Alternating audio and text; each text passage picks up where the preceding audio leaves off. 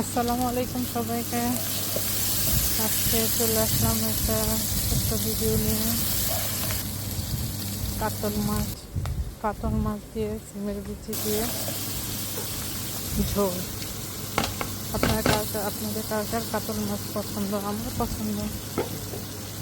মাছটা অনেক বড় ছিল, ফ্রেশ ছিল, গন্ধ ছিল না। সবসময় ভালো পড়ে না এই দেশে, বড় মাছগুলো সবসময় একরকম হয় না।